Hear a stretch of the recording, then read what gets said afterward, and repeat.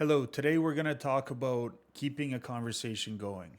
What are the best techniques to use out there in order to keep a conversation going, whether you are in logistics or any other form of sales occupation where you're dependent on a commission or some sort of commission structure, where you have to build a rapport with somebody. How do you keep that going? What are some best practices to keep in mind in order for you to be a successful sales person, sales individual?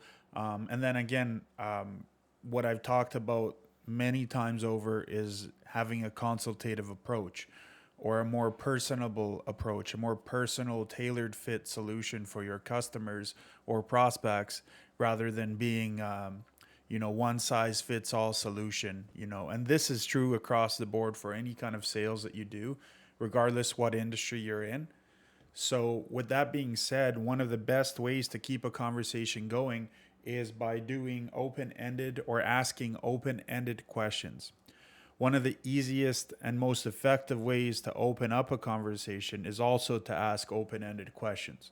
So an example of that would be something like, what attributes are most important in the solution you're looking for? So it's an open question where it allows your prospect or your customer to speak to it, to have a discussion with you about it, rather than comparatively speaking to a closed-ended question. If you said to them, is quality or cost more important to you? It's a yes or no question. So it's very hard to continue or elaborate along those lines. Another question would be like, what improvements could we make on the service to help it better fit your needs? And that's a question that you can ask your customers, your prospects, comparatively speaking to, the closed-ended side of the equation where you say, is the service working well for you? And then they say, yeah, it is, or no, it's not. So you see the difference in terms of the tone of voice, the way you ask the question, the context of the question. It's an elaborate, it elicits or asks for an elaborate response from your customer or prospect. Another way you can look at it is if you ask, describe your experience with our customer service team or our operations team. So it gives them the floor to speak further on that rather than just saying, yeah, did customer service take care of you? And it's another yes or no, right? So avoiding the yes or no, or at least for the majority of the part, kind of straying away from that and asking questions that can lead to a full, elaborate discussion that can go back and forth between you and your customer or you and your prospect. Open-ended questions encourage the prospect really to elaborate on their thoughts and help sales reps like us or anybody that's in logistics or any kind of sales position uncover the actual pain points and challenges of the customer. So open-ended questions is a fantastic way to break the ice, to keep the conversation going. And the theme of today is trying to keep the channels of communication open and keeping that door wide open for you to go in and really look at what that customer is looking for. And if you can be the one that provides that value they're looking for. Another thing we got to keep in mind is, or I guess the next thing would be curiosity, to be very curious when you're going out there. You have to be an inquisitive person. You have to be someone that's looking for more than just yes or no. So instead of making judgments on how your conversation counterparty is like responding or mentally preparing your next response, listening to your prospect or customer with curiosity will take you a long way. This will actually help you stay engaged in the conversation and can help subconsciously elicit more through more of a thorough, candid response from your customer. And this is something you should take note of. Curiosity is one of the best methods to use when you're selling. Another is to find some commonality between you and your prospect. So to keep a conversation going, you find some common ground very early on in the conversation. So this can be maybe a shared experience, It could even be about a service failure that you had if it's an existing customer, and you talk to them about what you will do differently moving forward, and if you feel that that's in line with where the customer sees it, or what more can you do to be better at what went wrong in the equation prior, in the experience prior that you both experienced. In addition to that, it could be a shared belief or an interest in maybe some sports team or a hobby, and it's usually discovered during the small talk that goes back and forth. Research before the conversation can definitely help you know how to proceed with the icebreakers, and that will help you find that commonality that you're looking for. Finding that common ground can actually help the prospect get to know you a little better as an individual, which then helps with the gaining of trust, building. People buy from people they like, and people they trust. So that's another way for you to build that trust and gain that trust from your customer. Genuine trust, actual trust. Another thing is, I talk about at length is mirroring of your customers. Maybe, mimicking or looking at their body language, their verbal cues, their personality traits. And this can actually make your prospect feel more connected to you because you're sharing that mirroring or that commonality. Matching that body language with any subtle cues that pop up, like leaning in when they do so, or matching facial expressions during the conversation. Sharing enthusiasm for something the prospect seems excited about. Engaging in a conversation with a matching level of professionalism as well.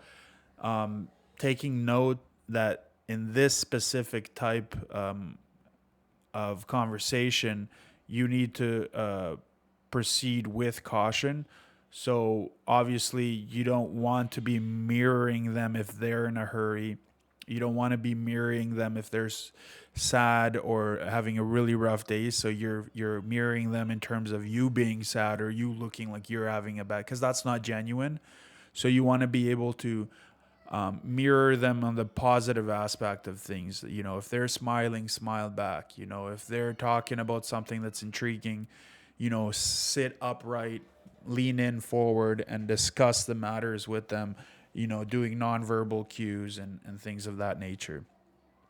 Another thing that you should really consider is active listening.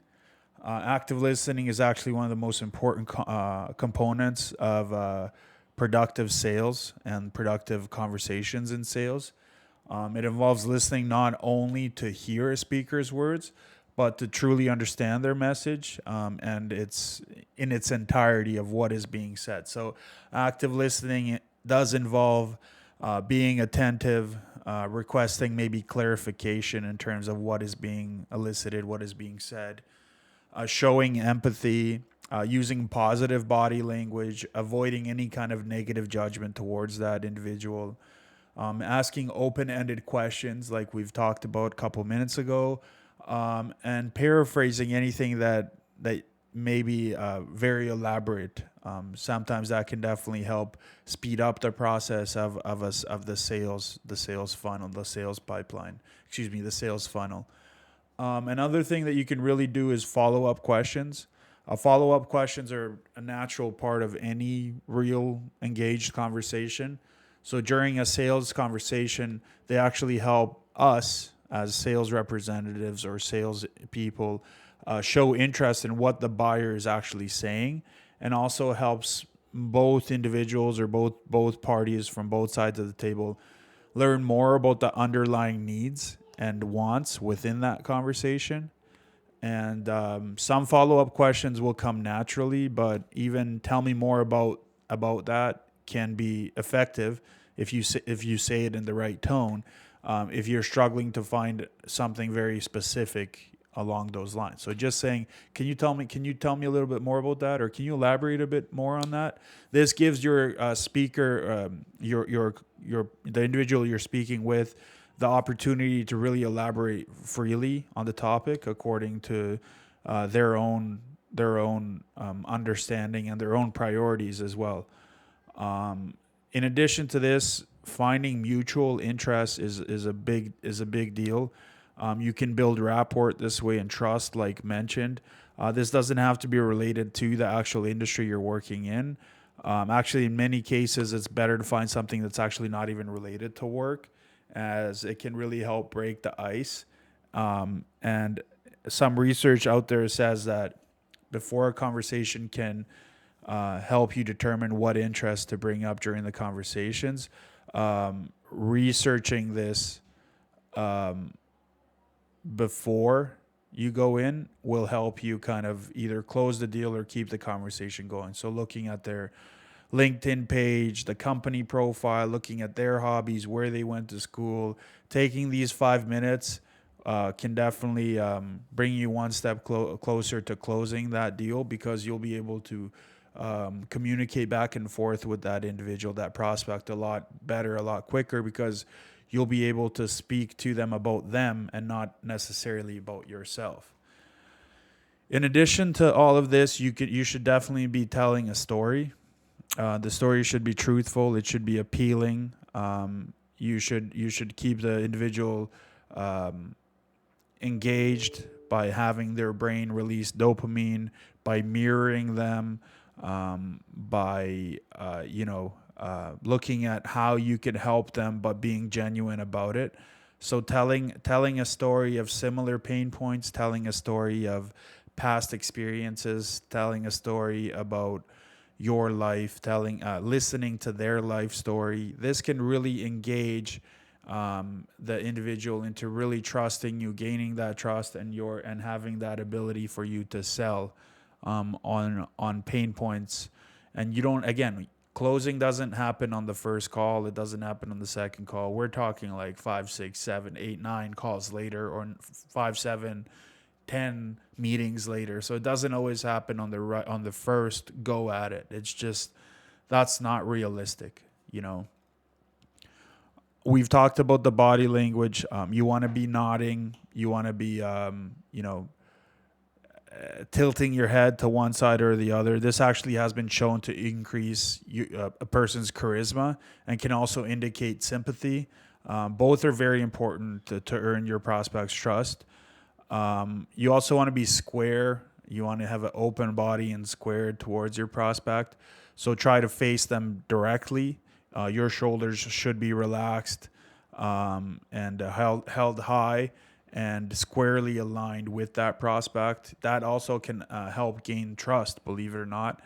Also, if you're moving around a lot, like excessively, it can really be a sign of a distraction, or that you're in a rush, or that maybe some anxiety that's happening. So try to maintain a still and stable in the posture itself, to show the prospect that they have your undivided attention. And then, of course, nodding of the head up and down. This can be a great way to show the prospect that you understand them, that you empathize with them, and that you are in line with their thoughts in terms of whatever the topic is that you two are discussing. You also want to give and ask for recommendations or advice. So this comes back down to the consultative selling. You want to be able to build that rapport in the middle of a conversation, at the end of a conversation, at the beginning of the conversation, by asking for advice or recommendation. And this can actually demonstrate to the prospect that you value their interests and input and trust what they have to say. And then if you trust them, ultimately it's a good chance that they will trust you back, and that you guys can go back and forth and close a deal. In addition to this, you want to appear confident. You want to go in there crossing your I's, dotting your T's already before you even step in that door. So that way you're well prepared. You've done your research. You've looked at them personally on like LinkedIn professional sites. You've looked at their company through websites. You've looked at what they build, what they manufacture, how potentially your service or even your product can be a fit to them before you go in. So you have sort of an idea of where to take that conversation. So if you have all this in your mind already, in your brain already, you're already going to be well prepared going into that, and you're going to be confident in that discussion rather than fidgety and anxious and nervous and like awkward and things of that nature, which could really cut the conversation short. So research is very, very important when it comes to going before you go into a meeting. One thing that I really like to use in my conversations and my meetings is humor. It's a really great way to break ice. That doesn't, mean that you're always, joking around and punning your way through an entire conversation. But just a little bit off the hook, a little bit like straight away from the original conversation where you're breaking the ice with comedy and humor is a great way to have your prospect warm up to you, because they're gonna feel that human aspect of you. You also want to learn to talk through objections. Practice redirecting these awkward moments in easier conversations with family and friends before you go into the potential prospect. Focus on maintaining composure and remaining pleasant throughout any kind of objection that happens. But always approach it with empathy, respect, kindness. Be humble. Even if you don't close a deal, you're gonna come out of there with something. You've gained something. You've learned something. You've heard a new objection, and you can go back to the drawing board and find how you can get through that objection if you have a solution for it, right? You don't want to be going through an objection by lying. You want to go through an objection by giving them the honest truth and honest and truthful advice and an honest and truthful resolution to this objection that they are thwarting your way. You want to also create a place where the individual can feel like they're not challenged or struggling to provide honest feedback to you. So you want to have them feel like they're at home. You want to have them feel like you have a safe space. They have a safe space with you where they can tell you things that can help maybe make your service or product better, but also can help on their end to resolve their pain points, because now they trust you and they can open up and tell you what's really bugging them, what's really bothering them. Another thing that you can do is use compliments. There's a lot of research out there that says that listeners like people who flatter them more than tend to judge flatterer's performance more favorably. So it goes without saying that compliments are an easy way to keep a conversation going in a positive direction.